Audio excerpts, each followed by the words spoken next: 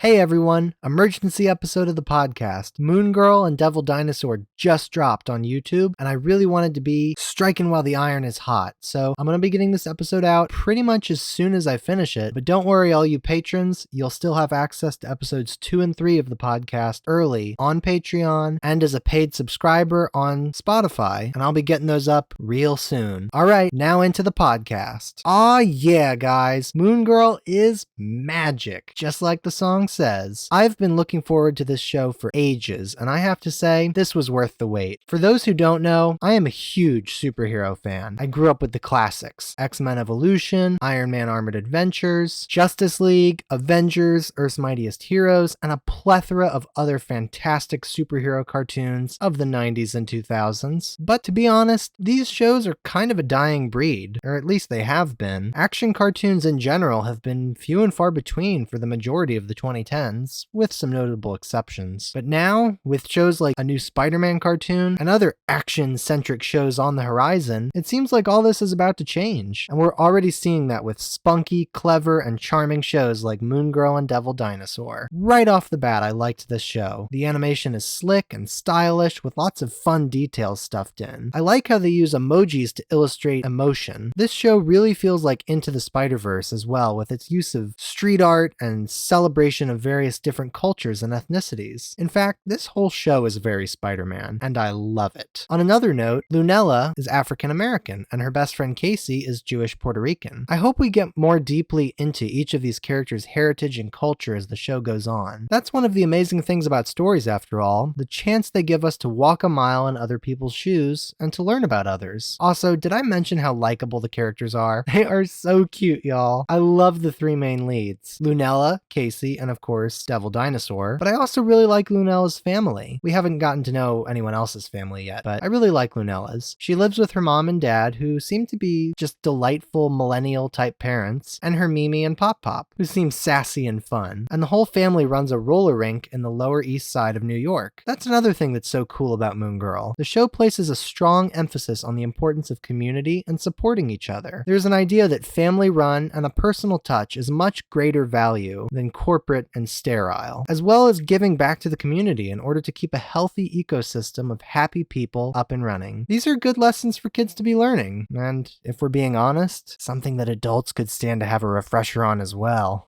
I was happy to see the first episode is actually 44 minutes long, so we got a lot of time to get introduced to the characters and the world. They did change quite a few things from the comics, but it's sort of a Spider-Verse situation where I feel the changes actually strengthen the character and the show overall. For instance, Moon Girl's parents didn't run a roller rink in the comic. Her mom is a prison counselor and her dad works at a hospital, but this change gives them more of a reason to be invested in the community and adds to the show's overall messages and themes. This also factors in with the grandparents living with the parents, so there's more of an emphasis on family. And yeah, it's pretty standard for some, if not a lot, of stuff to get changed when adapting something into another medium. Casey is also not in the comics, and is kind of a combination of Lunella's various school friends, but I really like her. Both the girls are spunky and fun and smart, but they also have flaws. In episode 2, Lunella deals with an internet troll, and we really get to see her, quite relatably, just having a hard time dealing with this mean person saying mean stuff about her, and she just can't let it go, and it's something she really has to learn about and have some growth over the episode. It's a really interesting topic for the moral of an episode. After all, this message, while still working if you did it 20 years ago, would not be nearly as impactful or relevant as it is in our modern internet/social media age. It's a changed world, and I'm glad we're teaching kids how to live in it. Although, if you ask me, people should not be giving their kids social media accounts. Why would you want something you said when you were 10 to be on the internet forever? Anyway, the show is delightful. A real gem. I am wondering, though, if it will become slightly more serialized in nature, or if it will continue to be more wholly episodic. And even if it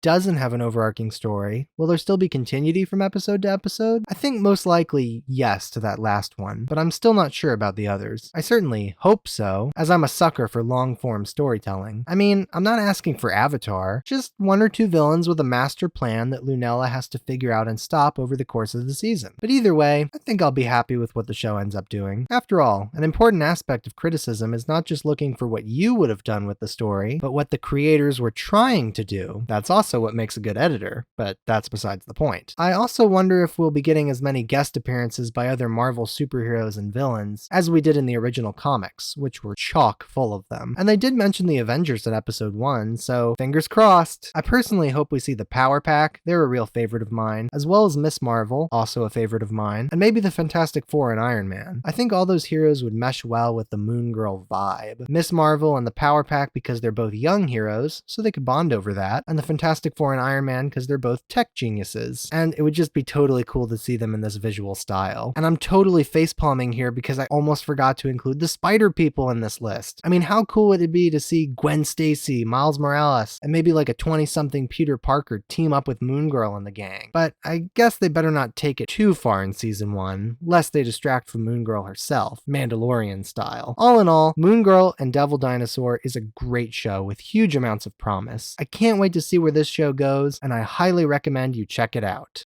Hey there, if you like this episode, then consider subscribing for more awesome content in the near future. I also have a Patreon where you can support this podcast and gain access to episodes early. I'm also on Twitter and Instagram where I post updates on my various comic and podcast related projects, as well as art and fan art. Thanks for listening. Leave a comment letting me know what your thoughts on Moon Girl and Devil Dinosaur are, and I'll see you guys in the next one.